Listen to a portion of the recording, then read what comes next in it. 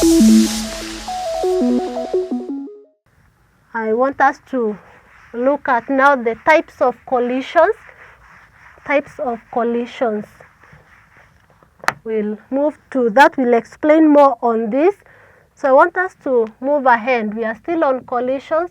We look at the types of collisions. And here we are going to look at two types of collisions, whereby we have, number one, we have what we call the elastic collisions. That is one type of collisions that we have. Then number two, we have what we call the inelastic collisions.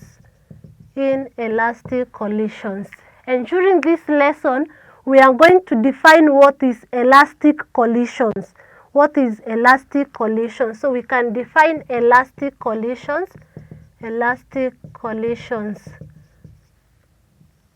When we talk of elastic collision, it refers to a collision whereby both momentum and kinetic energy are conserved. It is a case whereby it is a collision where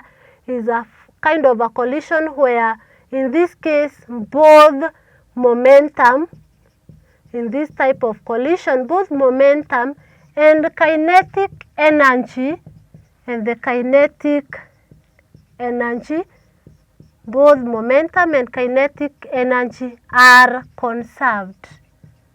Both momentum and the kinetic energy are conserved. That is in elastic collisions. Meaning that if we have two bodies, if we have a body with mass m1 and we have another body with mass m2, we simply mean that one, momentum is conserved. So meaning that if the initial velocity, let's say, was u1, here the initial velocity was u2, and then after they collide, they start moving at a velocity v1 and v2, then this is what it means for the elastic collisions, whereby we are saying that both momentum and kinetic energy are conserved. Therefore, for the case of momentum, we are going to say that the total initial momentum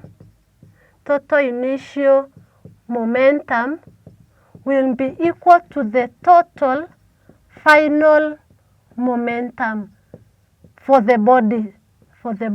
They may be two or even more. So if we are considering two bodies, so it means that the total initial momentum, which is m1 u1 plus for the other body m2 u2, is equal to m1 v1 plus m2 v2. The momentum is conserved. Again, we are also talking of the kinetic energy.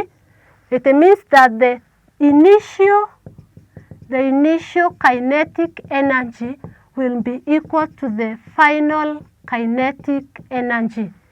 Meaning that for the kinetic energy, we know the formula, I have m, that is the mass times the velocity squared.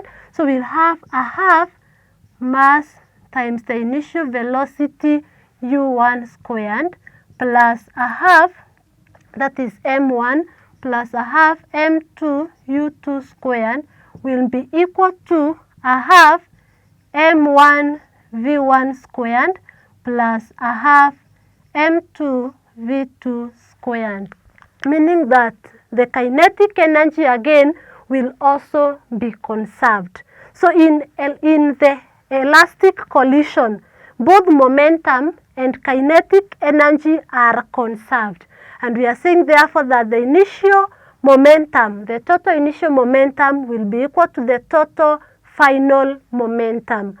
But for the kinetic energy again also we are saying that the initial kinetic energy will be equal to the final kinetic energy. And remember in a topic that you've already covered, that kinetic energy is given by a half mass times the velocity squared. So this is where we are getting this from. This is the initial velocity. We have the final and the final velocity for the other body. So in the elastic collision, both momentum and kinetic energy are conserved. That is one case of collisions.